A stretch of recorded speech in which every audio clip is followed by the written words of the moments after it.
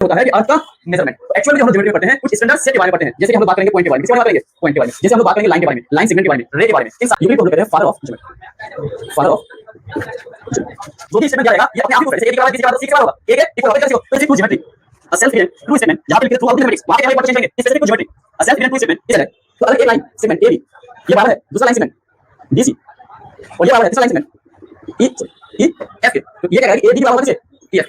For example कह रहा है कि इफ इक्वल्स आर इक्वल्स, तो पहले से इक्वल्स है और इन दोनों इक्वल में कुछ इक्वल नंबर ऐड करेंगे, a ने ऐड किया सी और फिर c हम किसने ऐड किया इक्वल्स पहले से है उसमें कुछ इक्वल नंबर ऐड करेंगे, जो भी चीज आएगा आएगा ऐसे आ जा याद रखना है तो आगे से कौन सा कर रहा है तो आपस में बात होगा कौन सा जैसे कि हम बताएंगे। हां जैसे स्माइल लें और स्माइल साइड का एंगल बना देगी और एंगल देगा इस तरफ एंगल देना समझ।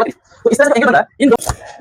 इंट्रोडक्शन टू यूक्लिड्स ज्योमेट्री, मतलब ज्योमेट्री से पहली बार आप लोगों का क्या होगा, आज से इंट्रोडक्शन होगा। इससे पहले ज्योमेट्री पढ़े हैं नहीं, छोटा सा चैप्टर है और सिर्फ डेफिनेशन वगैरह ही है, उसी में बेस कुछ क्वेश्चन है उसको कर लेंगे और हमारा चैप्टर ये क्या हो जाएगा, कंप्लीट हो जाएगा। और क्योंकि थ्योरेटिकल चैप्टर है तो हमको नोट्स बनाना है, साथ साथ में थ्योरी ज्यादा लिखना है इसमें, है ना। जैसे नंबर सिस्टम में हम लोगों ने किया था, ज्यादातर तो ये जो है क्या थी, थ्योरेटिकल थी, ठीक उसी तरह से ये भी ज्यादातर क्या होगा, थ्योरेटिकल ही है। एक ही एक्सरसाइज दिया गया है, एक ही दिया है ना, और एक एमसीक्यू वाला तो खुद से करना है। एक एक्सरसाइज है इसमें ऑलमोस्ट कितना 8 क्वेश्चन। तो आज स्टार्ट करते हैं और कोशिश करेंगे कि कल तक खत्म हो जाएगा, 2 क्लास इनफ होगा इसके लिए। तो सबको हेडिंग दे दीजिए यूक्लिड्स ज्योमेट्री।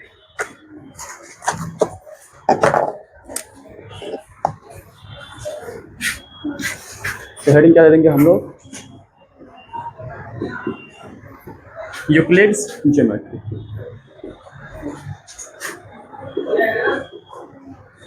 ठीक,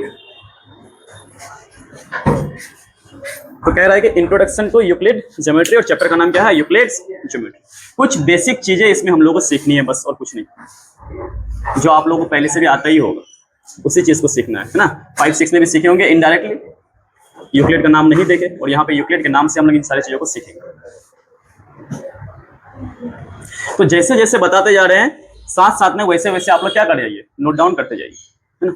सबसे पहले ये जो वर्ड यहाँ पे आया है ज्योमेट्री, इसका मतलब क्या होता है, इसका मीनिंग क्या होता है। तो 2 वर्ड यहाँ पे दिख रहा है, एक तो हमको दिख रहा है क्या भाई, जियो दिख रहा है ना, और दूसरा दिख रहा है यहाँ पे मैट्री, है ना। तो ये सब जो है ग्रीक वर्ड्स है, और जियो का मतलब होता है अर्थ। क्या होता है, अर्थ। ये सारा हिस्ट्री दिया हुआ है एनसीईआरटी के पहले पेज में, दूसरे पेज में पूरा। और मैट्री का मतलब जो हम लोग लेते हैं मेजरमेंट से लेते हैं, किससे लेते हैं, मेजरमेंट। ये याद रखना, पूछ दे कि ज्योमेट्री का मतलब क्या, ऑब्जेक्टिव में डायरेक्ट।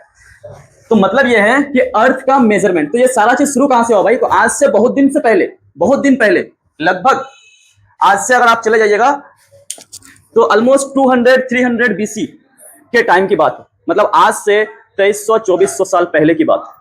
समझ पा रहे हो कि उस टाइम पे किस तरह का दुनिया होगा। उस टाइम के अकॉर्डिंग ये चीज सोचना है, ये नहीं कि अभी सोचना है तो लाइन बता रहा, लाइन सेगमेंट बता रहे तो बहुत ईजी है। उस टाइम पे जब हमारे पास कुछ भी नहीं था तब की बात है।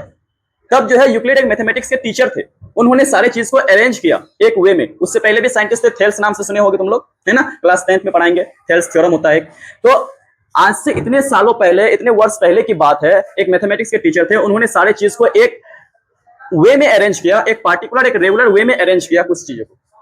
क्लास टाइम पे नहीं आ सकते तुम लोग, तो इसी टाइम पे प्रोजेक्ट बनाना है तुम्हें। अब और तो कोई नहीं है ना, ठीक। तो हम लोग कहाँ पे थे, हम लोग क्या कह रहे थे कि इतना दिन पहले की बात है, इतने दिन पहले जो है एक मैथमेटिक्स के टीचर थे यूक्लिड नाम से, उन्होंने सारे चीजों को अरेंज किया एक पार्टिकुलर वे में और कुछ चीजों को उन्होंने बताया, और उसी के वजह से हम लोग यूक्लिड को फादर ऑफ ज्योमेट्री भी कहते हैं, है ना। और ऑब्जेक्टिव में डायरेक्ट पूछ दे, क्योंकि इसमें पढ़ने के लिए कुछ खास है नहीं, ऑब्जेक्टिव क्वेश्चन ये थ्योरेटिकल पोर्शन से ही दिख जाएगा आप लोगों को। समझ में आई बात की नहीं। तो भाई बात हो रही है यहाँ पे अर्थ की मेजरमेंट की। अर्थ की मेजरमेंट की जब आप पढ़िएगा एनसीईआरटी को, जो हिस्ट्री दिया हुआ है या किसी भी किताब में, तो वहां पे दिया हुआ है कि नाइल रिवर जो था उसके आसपास में जब भी फ्लड आता था, तो फ्लड आने से क्या होता था कि आसपास में जो हमारा जमीन वगैरह था वो सारा कुछ मेजरमेंट जो है सही से एग्जैक्ट वे में नहीं हो पा रहा था। मान लिया कि आदमी इसमें बना के रखा है कि ये मेरा है, यहाँ से यहाँ तक ये प्लॉट किसी और का है, तो फ्लड आके ये कट जाता था, तो पता नहीं चलता था सही से कि कैसे मेजरमेंट एग्जैक्ट करे। इन सारे मेजरमेंट को एग्जैक्ट करने के लिए तो इसी चीज से एक नया वर्ड बन के आया है ज्योमेट्री, मतलब अर्थ की मेजरमेंट करना।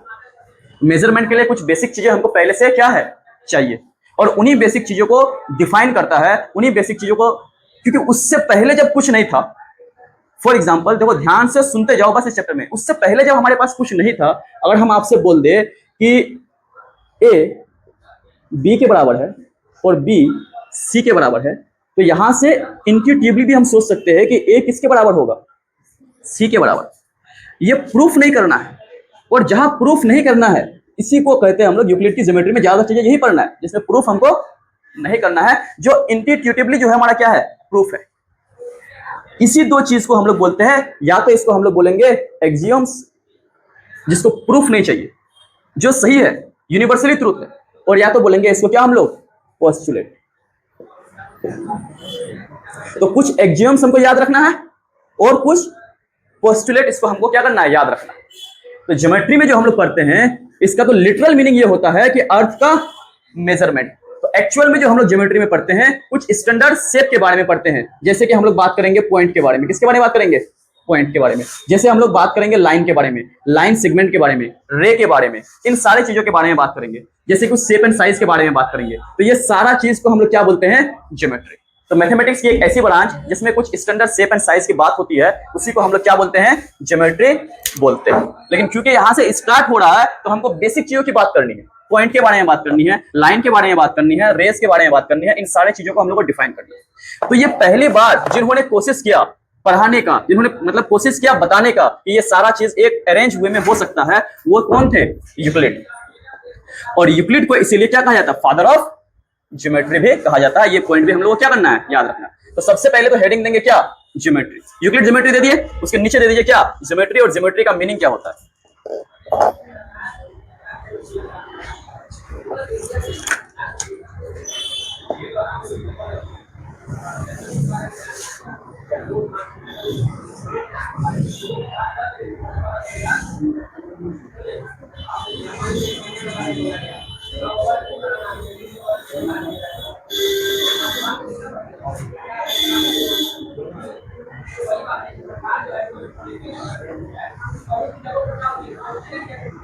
ज्योमेट्री हेडिंग दे दिए, अब इसमें लिख लीजिए the branch of mathematics, the branch of mathematics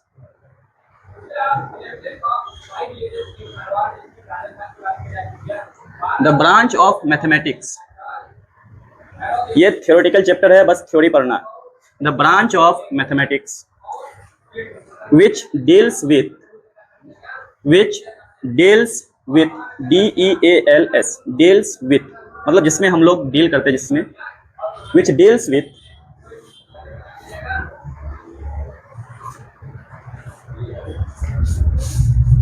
standard shape, which deals with standard shapes like,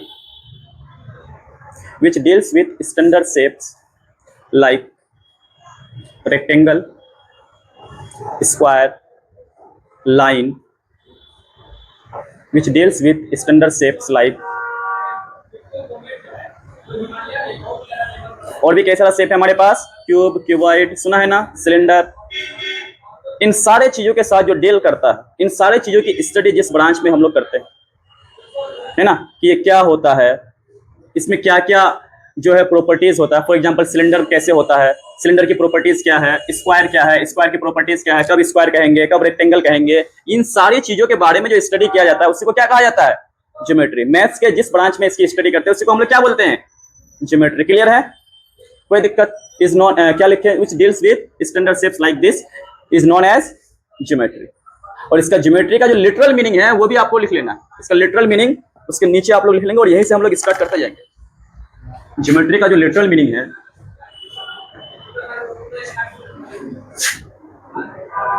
जियो का जो लिटरल मीनिंग ले रहे हैं,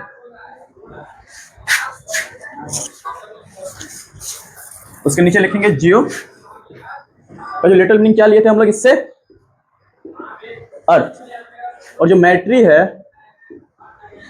यानी कि मैट्रन भी लिखा हुआ है किताब में, इसको हम लोग क्या बोलते हैं, मेजरमेंट। ये भी आपकी कॉपी में होना चाहिए क्योंकि यही सब चीज करना है इसमें। मेजरमेंट। तो बेसिकली अर्थ की मेजरमेंट, कई सारा हिस्ट्री इससे लिखा हुआ है और उस हिस्ट्री के अकॉर्डिंग यहां से फिर हम लोग आगे बढ़ते हैं। फर्स्ट टाइम यूक्लिड ने इसको एक अरेंज वे में बताया, इसीलिए यूक्लिड को हम लोग कहते हैं father of geometry. Father of geometry कौन है भाई? यूक्लिड भाई साहब को हम लोग फादर ऑफ ज्योमेट्री के नाम से जानते हैं।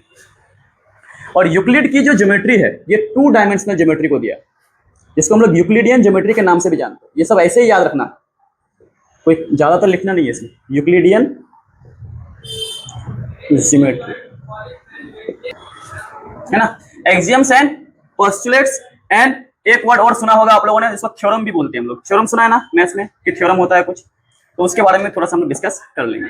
तो सबसे पहले हमने ये कहा था कि यूक्लिड की जो ज्योमेट्री हम लोग पढ़ने जा रहे हैं, इसमें हम लोगों को जो भी स्टेटमेंट दिया रहेगा ये अपने आप ही प्रूफ है। जैसे ए बी के बराबर है, बी सी के बराबर है, तो सी किसके बराबर होगा?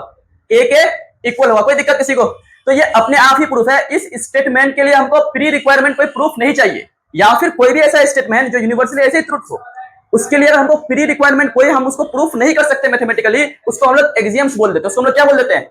एक्सियम्स बोल देते हैं। पूरे मैथमेटिक्स के दौरान, थ्रू आउट द मैथमेटिक्स, कोई भी ऐसा चीज जिसको हम लोग प्रूफ नहीं कर रहे हैं, जिसका स्टेटमेंट ही खुद अपने आप में प्रूफ है, जिसका स्टेटमेंट ही खुद अपने आप में क्या है?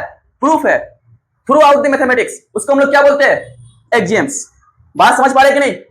ये भी वैसा ही है, जिसका स्टेटमेंट ही अपने आप में प्रूफ है, लेकिन ये बाउंडेड है only to the geometry.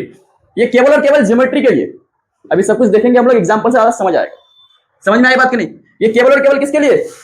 Geometry के लिए। तो उसको हम लोग बोलते हैं क्या? पोस्टुलेट। और ये जो है थ्रू आउट द मैथमेटिक्स है, पूरे मैथ्स में, पूरे मैथ्स में। ये केवल ज्योमेट्री के पोर्शन में अगर कोई एक ऐसा स्टेटमेंट जो केवल और केवल ज्योमेट्री के पोर्शन में सही हो और जिसका हमारे पास कोई भी प्री एविडेंस जो है, कोई हमारे पास प्रूफ नहीं करना पड़े उसको मैथमेटिकली, उसको हम लोग क्या बोलते हैं? पोस्टुलेट्स। और जो एक्सियम्स किसको बोलेंगे? ये भी वैसा ही है, सेल्फ एविडेंट है, उसका स्टेटमेंट ही प्रूफ है, लेकिन वो through out the mathematics use हो रहा है, जो ज्योमेट्री में भी यूज होगा। एक्सियम्स मतलब क्यों? तो एक्सियम्स क्या हो गया? बड़ा हो गया ना।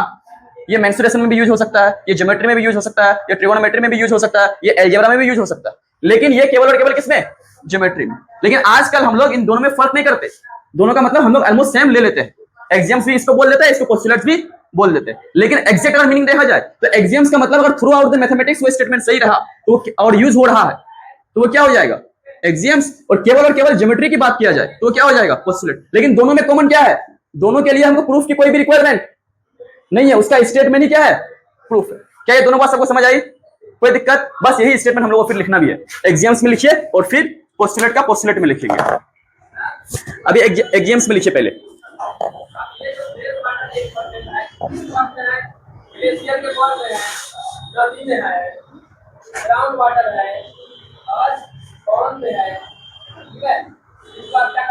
लिखिए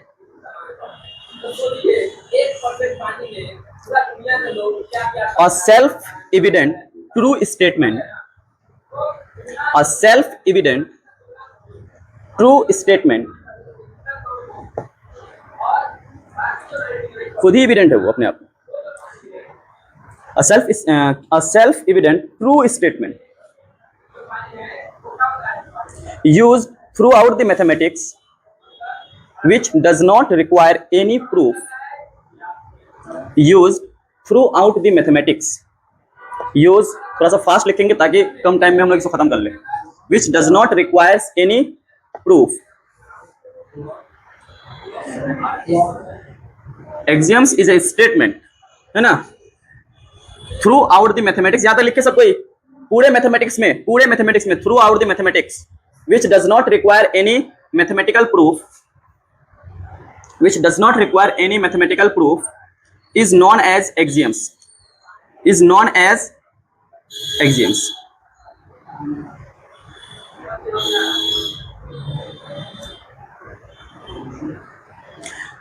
जो केवल और केवल क्या हो रहा है? जिनके मतलब जो through out the mathematics use हो रहा हो, है ना, जिसको कुछ भी प्रूफ की रिक्वायरमेंट नहीं है, खुद अपने आप में प्रूफ है, यूनिवर्सली ट्रूथ है, स्टेटमेंट भी सही होना चाहिए, इसी को क्या बोलते हैं हम लोग? कुछ छूट गया क्या किसी का? सब लिख लेना यहां तक एक्सियम्स। और पोस्टुलेट में क्या लिखेंगे हम लोग? पोस्टुलेट में क्या लिखेंगे? जो स्पेसिफिक हो केवल और केवल किसके लिए? ज्योमेट्री वाले पोर्शन के लिए, वो हमारा क्या हो जाएगा? पोस्टुलेट। लिख लो, सेम चीज लिखना है थ्रू आउट द मैथमेटिक्स की जगह बस चेंज होगा specific to geometry, specific to geometry. तो क्या लिखेंगे? A self evident true statement specific to geometry, a self evident true statement. जहां पे लिखे थे थ्रू आउट द मैथमेटिक्स, वहां पे केवल एक वर्ड को चेंज करेंगे, specific to geometry. A self evident true statement specific to geometry, specific to geometry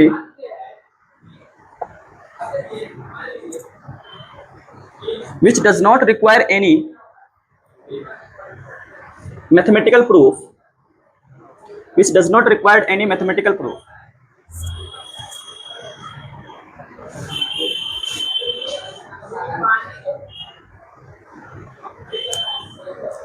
is known as postulate.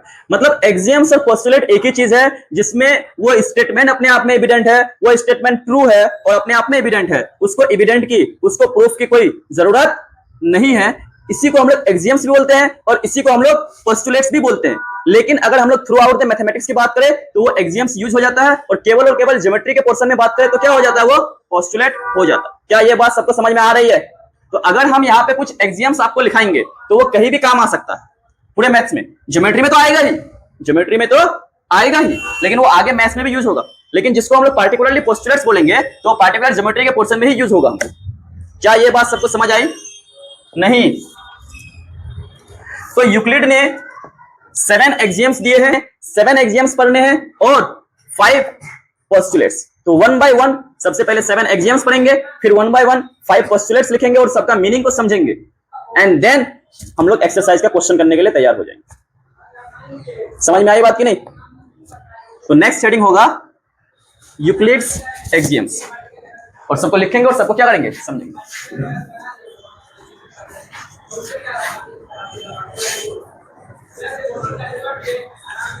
है ना? तो नंबर सिस्टम के बाद इसलिए ये चैप्टर हम नहीं पढ़ाए थे, यही रीजन था।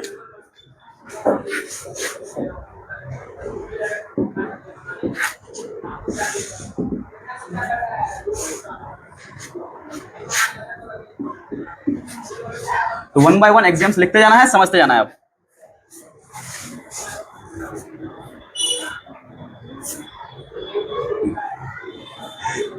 लिखो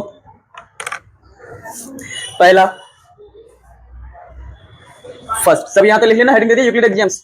फर्स्ट कह रहा things which are equal to the same thing are equal to one another. सबके पास बुक है, बुक से लिख सकते हैं, सेम लाइन हम लिखाएंगे, बस मीनिंग हम समझाएंगे यहां से। Things which are equal to the same thing are equal to one another. Second नहीं लिखना है, पहले इसको समझेंगे, एग्जांपल लिखेंगे, फिर आगे लिखेंगे। पहला सिर्फ लिखना है things which are equal to the same thing are equal to one another. इस बात का मतलब क्या हुआ ये समझना है और याद भी रखना। ये कह रहा है कि कोई भी ऑब्जेक्ट, जैसे कि अभी हम लोगों ने एग्जांपल लिया था, पहला एग्जाम्स का एग्जांपल ये है कि if a is equal to b and b is equal to c, then a is equal to c। अब बोलेंगे सर क्या प्रूफ है? प्रूफ कुछ नहीं, क्योंकि ये क्या है? एक्सियम्स है। ये क्या है? एक्सियम्स है, ये एविडेंट है, अपने आप में ही ट्रू है। कहने का मतलब अगर ज्योमेट्री में लिया जाए तो अगर एक लाइन सेगमेंट ए बी ये बराबर है दूसरा लाइन सेगमेंट डी सी, और ये बराबर है तीसरा लाइन सेगमेंट ई एफ के, तो ये क्या कह रहा है कि ए बी भी बराबर होगा किसके? ई एफ के। फॉर एग्जाम्पल हमारे पास 3 बच्चे हैं, है ना, ए बी सी, ए की हाइट बी के बराबर है और बी की हाइट सी के बराबर है, तो डेफिनेटली है कि जो ए की हाइट है वो सी के बराबर भी होगा। समझ पाए कि नहीं? तो पहला में यूक्लिड यही कहने का कोशिश कर रहा है क्या, कि things which are equal to the same thing, जैसे ए बी ई एफ के बराबर है और डीसी भी ई एफ के अगर बराबर है तो ये दोनों भी आपस में क्या हो जाएगा? बराबर। मतलब things which are equal to the same thing, जैसे यहाँ पे इसको ऐसे उल्टा करके लिख दे, सी बराबर बी, ए बी के बराबर है और सी भी बी के बराबर है, तो ये दोनों भी आपस में क्या हो जाएगा, बराबर। क्या ये बात सबको समझ आई? तो फर्स्ट पोस्टुलेट जो है यही है। यहां से हम कह सकते हैं कि ए बी लाइन सेगमेंट जो है ये बराबर किसके हो जाएगा, ई एफ के। कर लो। तो पहला का ये मतलब things equal to the same thing, मतलब कोई भी ऑब्जेक्ट जो एक ही ऑब्जेक्ट के बराबर में है, कोई भी दो ऑब्जेक्ट जो एक ऑब्जेक्ट के बराबर में हो, तीसरा ऑब्जेक्ट के बराबर में हो, तो वो दोनों भी आपस में बराबर होगा। ये पहला पोस्टुलेट है, सॉरी ये पहला एक्सियम्स है जो हम लोग यहां पे कर।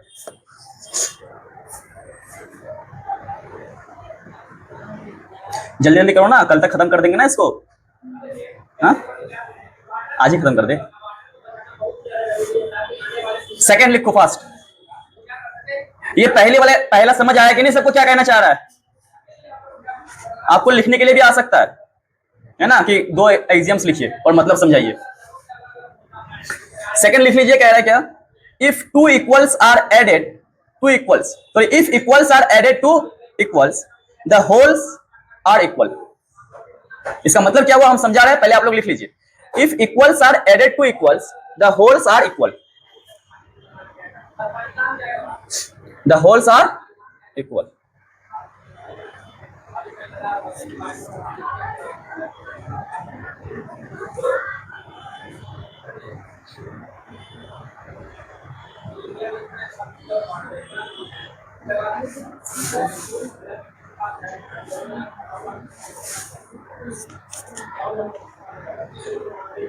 लिख लिए। इसका मतलब होता यह है, क्वेश्चन में क्या कह रहा है कि कोई भी दो इक्वल चीज पहले से, लेट सपोज कि ए बी के बराबर है। दूसरा का एग्जांपल, ये पहले से क्या है, इक्वल। अभी एक एग्जांपल लेंगे तो और समझ आएगा। अगर हम इसमें कुछ ऐड करें जो इसमें भी उतना ही ऐड करें, फॉर एग्जांपल सी, दोनों तरफ हम ऐड कर दे, ए प्लस सी और बी प्लस सी। कह रहा है कि if equals are added to equals, तो पहले से ये इक्वल्स है। अब इन दोनों इक्वल में हम कुछ इक्वल नंबर ऐड कर रहे हैं। ये ए में ऐड किया हमने सी, और फिर सी हम किस में ऐड किए, बी में। इक्वल्स पहले से है, उसमें कुछ इक्वल चीज अगर हम ऐड करेंगे तो जो भी चीज आएगा ये दोनों भी आपस में इक्वल होगा। If equals are added to equals, जो सी है ये ए और बी दोनों में अगर ऐड किया जाए तो ए प्लस सी जो आएगा, बी प्लस सी जो आएगा वो सेम आएगा। फॉर एग्जाम्पल हम ए का वैल्यू ले लेते हैं 5, तो यही बी हो जाएगा।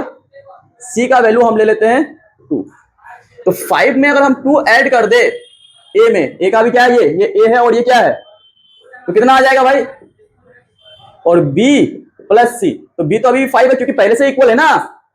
इक्वल में अगर हम इक्वल जोड़ रहे हैं तो जो आएगा बाद में वो भी क्या होगा, आपस में इक्वल होगा। तो 5 प्लस ये भी क्या आएगा।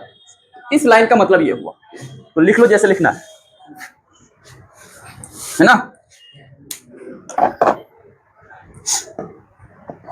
दूसरा लाइन का मतलब ये हुआ, दूसरा एक्सियम्स का मतलब ये है कि किसी भी इक्वल में अगर कोई इक्वल चीज हम जोड़ रहे हैं तो बाद में जो भी चीज आएगा वो क्या आएगा, इक्वल ही आएगा। और इस चैप्टर का, इस पोस्टुलेट का बहुत, ये जो एक्सियम्स, ये जो पोस्टुलेट हम लोग पढ़ रहे हैं यूक्लिड बनाना, ये आगे जो ज्योमेट्री हम लोग पढ़ेंगे, लाइंस एंड एंगल्स या फिर ट्राइंगल्स, इन सारी चीजों में बहुत हेल्प होगा हमको, क्योंकि ज्योमेट्री यहीं से स्टार्ट है। और मेन तो हम लोग वहां पढ़ेंगे लाइंस एंड एंगल्स और ट्राइंगल्स में।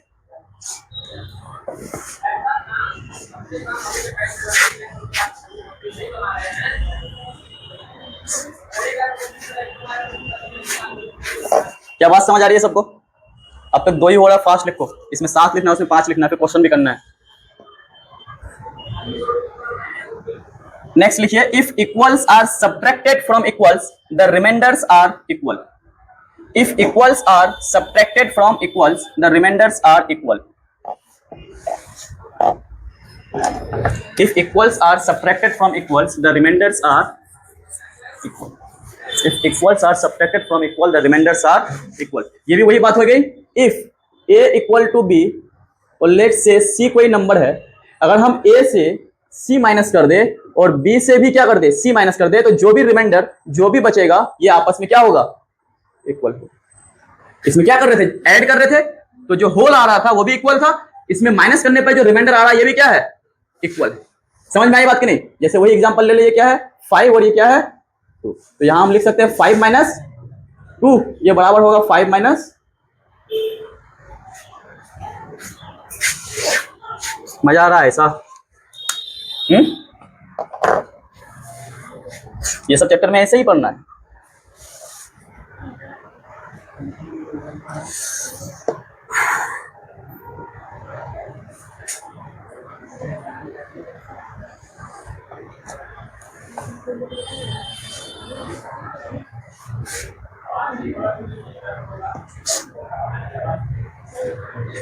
नेक्स्ट लिखो, things which are coincide with one another are equal to one another. Things which are coincide with one another are equal to one another. अब आप लोग सोच रहे हैं क्या ये सब बात बोल रहे हैं, बच्चे वाली बात है सब, नहीं बहुत ही इंपॉर्टेंट है उस टाइम के लिए ना, बहुत ही इंपॉर्टेंट था। और सारा चीज यही से शुरू होता है।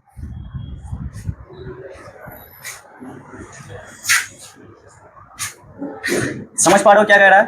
थिंग्स विच आर, लिख लिया line, things which are coincide with one another are equal to one another, है ना? तो ये भी तो वही बात हो गई।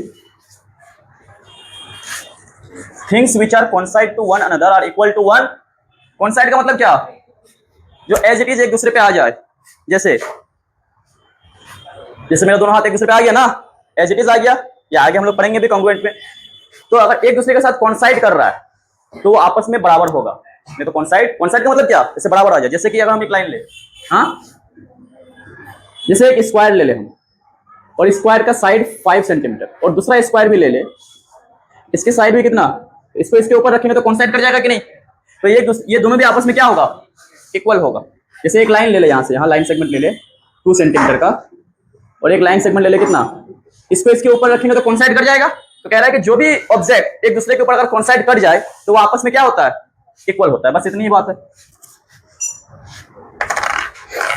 है ना? नेहा सोच रही है यूक्लिड से अच्छा तो हम बता देते, सोच रही है जी? नहीं,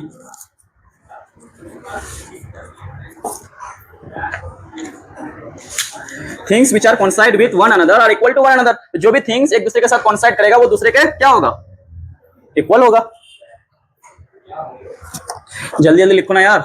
नेक्स्ट लिखो, the whole is greater than the part. The whole is greater than the part. The whole is greater than the part. The whole is greater than the part. इसका मतलब तुम लोग कोई समझाओ हमको, क्या कहना चाह रहा है? ऐसा समझाओ ना। वो इतना साल पहले बता के चले गए और अभी तक आपको समझ नहीं आ रहा है, बताइए। कह रहा है कि the whole is greater than a part. कहने का मतलब क्या हुआ? इसका मतलब क्या हुआ? कौन बताएगा? तुम बताओगे। पैसे ऐसे बैठो, कौन बताएगा? बताओ। जो पूरा होता है, हाँ, वो एक टुकड़े से ज्यादा बड़ा होता है। जो पूरा है वो टुकड़े से बड़ा है। समझ में आई बात कि नहीं? जैसे हम एक लाइन ले ले ए बी, अब इस लाइन का आप टुकड़ा कर दीजिए, हजारों लाखों 1 2 3 कुछ भी टुकड़ा कर दीजिए, इसका कुछ भी इसका पार्ट बना दीजिए, तो जो पूरा होता है अपने पार्ट का बड़ा होता है। यही कह रहा है। अगर इसको मान ले C D E F G, ठीक लिखे ना जी? एबीसीडी याद है ना? तो क्या यहाँ पे जो भी सेगमेंट है, लेट सपोज कि हम यहाँ से यहाँ एसी वाला सेगमेंट लिख रहे हैं, केवल और केवल ये वाला सेगमेंट लिख रहे हैं एसी, तो एसी हमेशा ए बी से छोटा होगा कि नहीं?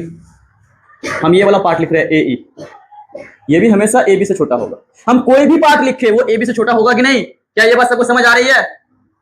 हम यहां से यहां ये वाला पार्ट लिख ले ए एच, ये भी हमेशा क्या होगा? ए बी से। तो कह रहा है कि जो पूरा होता है वो अपने टुकड़े से बड़ा होता है, अपने पार्ट से बड़ा होता है। The whole is greater than the part. तो जो पूरा है वो अपने पार्ट से बड़ा है ना? नहीं आ रही समझ में बात? तो समझ लो इसको।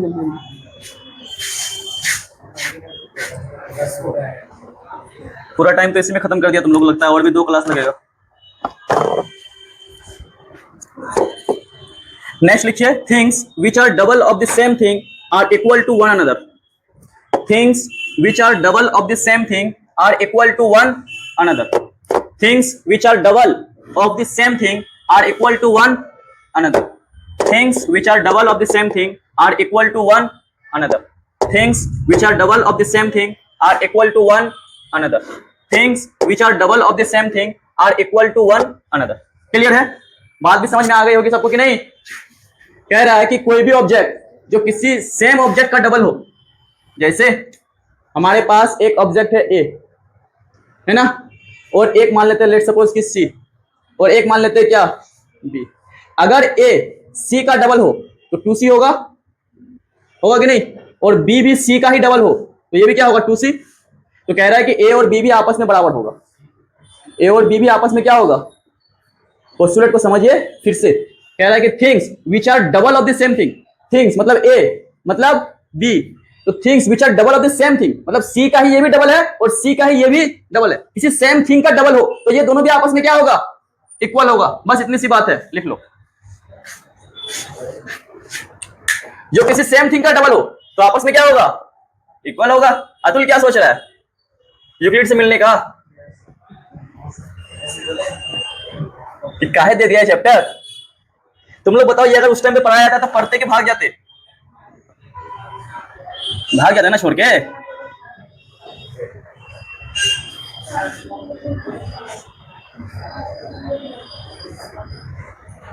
क्या ये पढ़ के नहीं लग रहा है कि सेल्फ एविडेंट है सारा चीज, और लास्ट भी वही है, बस इसमें डबल था उसमें हाफ है, तो वो भी लिख लीजिए last. Things which are half of the same thing are equal to one another, जो एक दूसरे जो किसी सेम थिंग का हाफ है वो भी आपस में क्या होगा, इक्वल।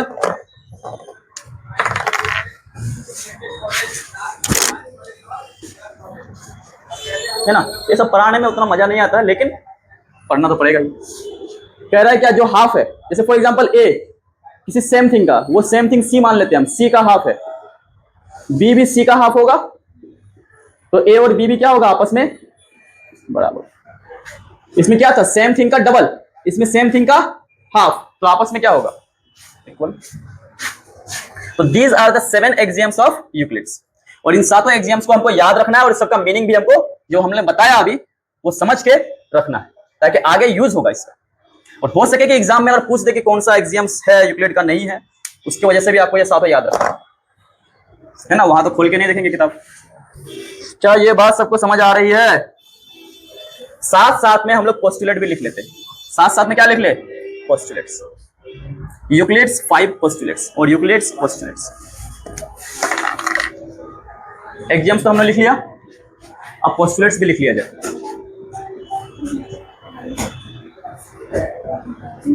लिखिए ना भाई, यूक्लिड पोस्टुलेट उसके नीचे दिया हुआ है। क्या हो रहा है देख रही हो?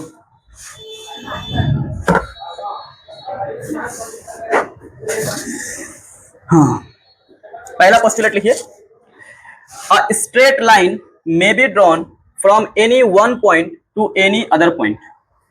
अ straight line may be drawn from any one point two any other point. At least आज तो इतना खत्म कर लेना, थोड़ा जल्दी जल्दी करो। अ straight line may be drawn from any one point two any other point. A straight line may be drawn from any one point two any other point, right. एक स्ट्रेट लाइन हम लोग ड्रॉ कर सकते हैं एक point से दूसरे point तक, यही बात सही है गलत है? सही है, तभी तो पोस्टुलेट है ना। और ये केवल और केवल देखो स्ट्रेट लाइन की बात कर रहे थे, पूरे मैथमेटिक्स में तो लाइन नहीं होगा, दैट्स व्हाई ये क्या है भाई, पोस्टुलेट्स। तो कह रहा है कि किसी भी एक पॉइंट से, है ना, ये समझ लो, किसी भी एक पॉइंट, अभी पॉइंट भी आगे हम लोग डिफाइन करेंगे, तो फिलहाल तो पहले हम लोग एग्जाम से पोस्टुलेट पर, किसी भी एक पॉइंट पी से दूसरे पॉइंट पी में एक स्ट्रेट लाइन को ड्रॉ किया जा सकता है। एक पॉइंट पी से दूसरे पॉइंट क्यू में एक स्ट्रेट लाइन को क्या किया जा सकता है, ये तो लाइन सेगमेंट हो गया वैसे, लेकिन जब हम लोग लाइन ड्रॉ करेंगे तो ऐसे ही चलते रहेगा। ये सब चीज डिफाइन आगे करेंगे, लेकिन फिलहाल के लिए बस ये समझिए आप कि किसी भी 2 पॉइंट से एक स्ट्रेट लाइन क्या कर सकता है, पास कर सकता है। लेकिन इसका थोड़ा सा उल्टा हमको ये समझना है, वो ये कि कोई भी स्ट्रेट लाइन जो पास हो रहा है इस 2 पॉइंट से, वो यूनिक होगा अपने आप में। मतलब इन 2 पॉइंट से और दूसरा स्ट्रेट लाइन हम नहीं पास कर सकते, इसके मतलब कि इससे अलग जो भी होगा इसके ऊपर ही पास होगा। समझ पाए कि नहीं? जो भी लाइन आप दूसरा पास करेंगे तो इसके ऊपर ही पास होगा, तभी स्ट्रेट हो पाएगा इन दोनों पॉइंट से होता हुआ। अदरवाइज अगर ऐसे हम लोग पास कराए तो ये फिर स्ट्रेट नहीं होगा ना दूसरा। क्या ये बात समझ आ रही है? तो ये चीज तो उन्होंने क्या कहा कि किसी भी 2 लाइन से एक स्ट्रेट लाइन खींचा जा सकता है, ड्रॉ किया जा सकता है। तो इसका हम लोग थोड़ा सा आगे चल के ये समझ सकते हैं कि जो भी ये हो रहा है अपने आप में यूनिक होगा। इसके ऊपर अगर दूसरा लाइन हम खींचने की कोशिश करेंगे तो वो जस्ट इसके ऊपर ही होगा, उससे अलग दूसरा नहीं दिखेगा। क्या ये बात सबको समझ आ रही है? हाँ, दूसरा जो भी बनाएंगे तो वो टेढ़ा बन जाएगा फिर, और वो इस 2 पॉइंट से पास कराएंगे तो तीसरा पॉइंट चौथा पॉइंट और भी आ जाए। तो कहने का बात ये कि किसी 2 पॉइंट से एक स्ट्रेट लाइन खींचा जा सकता है, और जो भी होगा अपने आप में यूनिक होगा। दूसरा जो भी होगा उसके ऊपर ओवरलैप करेगा।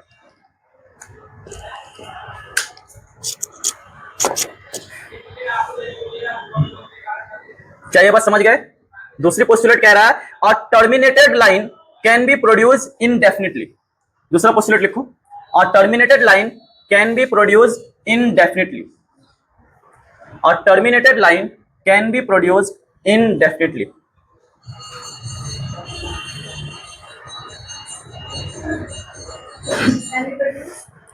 Can be produced indefinitely. Indefinitely. INDEFINYNITELY. Indefinitely. A terminated line can be produced indefinitely. क्या कह रहा है भाई? अगर कोई लाइन टर्मिनेटेड है, मतलब लाइन सेगमेंट है हमारे पास,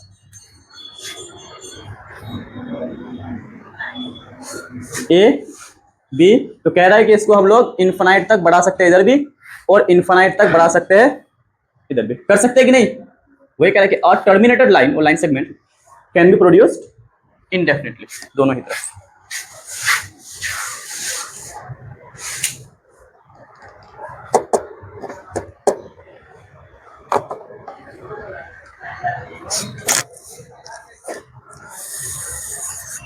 बहुत ज्यादा है, गर्मी नहीं हो रहा है?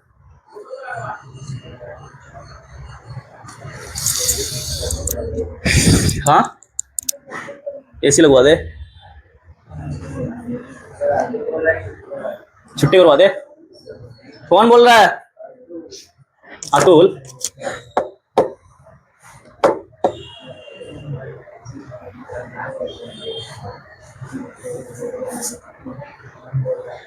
क्या ये बात समझ में आ रही सबको? तीसरा लिखिए, a circle can be drawn with any centre and any radius. ये बात तो वैसे भी समझ पा रहे हैं आप लोग, ये तो समझ पा रहे हैं ना? A circle can be drawn with any center and any radius. A circle can be drawn with any center and any radius. तो किसी भी सेंटर से किसी भी रेडियस का हम लोग सर्कल खींच सकते हैं, यही ना कह रहा है? कोई भी सेंटर आप मान लीजिए, यहां मान लेते, सेंटर मान लिया आपने, radius let suppose 1 centimetre, circle खींचा जाएगा कि नहीं? 2 सेंटीमीटर, यहां से भी सर्कल खींचा जाएगा। तो किसी सेंटर से किसी रेडियस का हम लोग सर्कल खींच सकते हैं, किसी सेंटर से किसी रेडियस का। क्या हुआ Saumya? All right angles are equal to one another. 4 में क्या करा है? All right angles are equal to one another. इसमें जो आपका पोस्टुलेट 5 आ रहा है ना, यही थोड़ा सा समझने की बात है, वो थोड़ा सा इंपॉर्टेंट है। 4 तक तो जनरल बातें ही है, 5 वाला थोड़ा सा समझेंगे। All right angles are equal, all right angles are equal. तो वैसे ही पता है कि जितने सारे भी राइट एंगल होंगे इक्वल ही होंगे ना, क्योंकि राइट एंगल कितने का होता है भाई? 90 डिग्री का। नहीं आई बात समझ में? तो जो भी राइट एंगल आप बना रहे हैं यहाँ पे, ये सारा क्या होगा? इक्वल ही होगा। आप कैसे ही बनाइए, अब बोलिए बड़ा छोटा तो लाइन पे डिपेंड करता है, लेकिन यहाँ जो एंगल बन रहा है राइट एंगल, ये सारा क्या होगा? आपस में इक्वल ही होगा। जितने भी राइट एंगल बन रहा है, जैसे कि स्क्वायर में मान लेते हैं, राइट एंगल बन रहा है जैसे कि रेक्टेंगल में मान लेते हैं, राइट एंगल बन रहा है, तो सारा क्या होगा? आपस में होगा ना। तो जितने भी राइट एंगल है, राइट एंगल का मतलब पता 90 डिग्री, तो हर जगह का 90 डिग्री है, तो आपस में क्या होगा? इक्वल होगा। वही कह रहा है कि all right angles are equal to one another. Last और बहुत ही ज्यादा इंपॉर्टेंट है, इसको लिख लीजिए, और उसके बाद हम लोग क्लास में छुट्टी करेंगे, और नेक्स्ट क्लास से हम लोग फिर कल के क्लास में देखते कहाँ तक जाता है। छूट जाएगा कुछ तो नेक्स्ट क्लास में कर लिया जाएगा।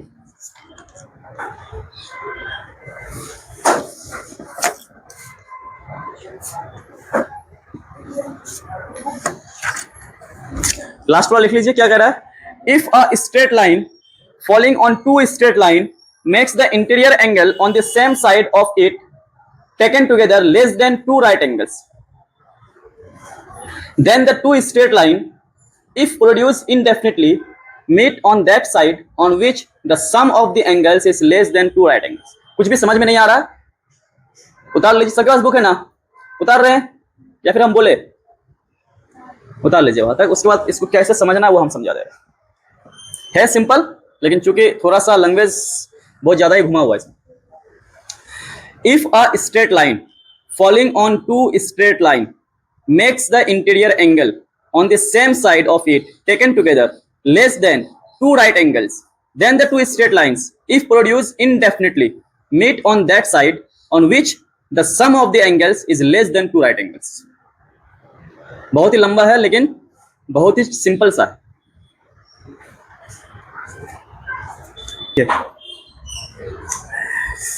क्या कह रहा था? If a straight line falling on two straight line makes the interior angles of the same side taken together less than 90 degree. अगर हमारे पास कोई दो स्ट्रेट लाइन है, लेट्स सपोज कि दो स्ट्रेट लाइन है और इस पे एक स्ट्रेट लाइन इस तरह से फॉल कर रहा है, ये दो स्ट्रेट लाइन है हमारे पास, ये ऐसे चलता रहेगा, है ना, और इसमें एक स्ट्रेट लाइन जो है ऐसे फॉल कर रहा है, तो यहाँ पे देखो एंगल बन रहा है इधर भी और एंगल बनेगा इस तरफ भी, इधर और इधर एंगल बनेगा ना, समझ में आई बात कि नहीं? तो इस तरह से जो एंगल बन रहा है, इन दोनों एंगल का सम, इसका और इसका सम, दो राइट एंगल से कम, दो राइट एंगल का मतलब कितना? 180, यही ना होगा, 90 प्लस 90 180, तो दो राइट एंगल से कम, तो दो राइट एंगल से कम इधर ही दिख रहा है ना, मतलब यही दो, ये भी 90 से छोटा दिख रहा है और ये भी 90 से छोटा दिख रहा है, तो दोनों ही 90 से छोटा है, तो दोनों ही 180 से क्या हुआ? छोटा होगा, और इधर बड़ा दिख रहा है ना, तो यही कह रहा है कि अगर दो स्ट्रेट लाइन पे स्ट्रेट लाइन ऐसे जा रहा है जिसके दोनों तरफ का जो एंगल है वो 90 डिग्री से क्या हो? छोटा हो, तो जब इन दोनों लाइन को आप इंडेफिनिटली बढ़ाइएगा उस तरफ, किस तरफ? जिस तरफ 90 से छोटा हो, तो ये इधर कहीं ना कहीं जाके क्या होगा? मिलेगा, इधर कहीं ना कहीं जाके क्या होगा? मिलेगा किसी पॉइंट पे, यही इसका मतलब है। एक बार पढ़ो फिर समझो, यही चीज कह रहा है, ध्यान से अगर पढ़े तो यही चीज कह रहा है। क्या कह रहा है? If a straight line following on the two straight line makes an interior angle on the same side taken together less than two right angles, then the two straight lines if produced indefinitely, अगर ये दोनों को हम लोग indefinitely produce करें, meet on that side on which the sum of the right angles is less than two right angles, ये उस side को मिलेगा जिधर सम क्या होगा? 180 से कम होगा, इस तरफ को नहीं मिलेगा, क्योंकि इस तरफ क्या हो रहा है? ये डाइवर्ज हो रहा है, और उस तरफ क्या हो रहा है? कन्वर्ट। जिधर एंगल 90 से छोटा है उधर कन्वर्ट हो रहा है, जिधर 90 से बड़ा है उधर क्या हो रहा है? डाइवर्ज। अगर ये दोनों लाइन, ये अगर 90-90 हो जाए सर, तब क्या इधर भी 90-90 तो हो जाएगा ना, तब ये कि ये दोनों लाइन क्या हो जाएगा? पैरेलल हो जाएगा, कहीं नहीं मिलेगा। तो ये आगे लाइंस एंड एंगल्स में सीखेंगे, यहाँ बस ये पोस्टुलेट याद रखना है। कोई दिक्कत किसी को? ये जो हम लोग एक्सियम्स किए और जो पोस्टुलेट्स किए, ये आपको याद भी होना चाहिए, सबका मतलब क्या क्या है ये भी हम लोग को समझ में आनी चाहिए। ठीक है ना? अब इसका आगे जो क्वेश्चन करेंगे हम लोग आगे करेंगे।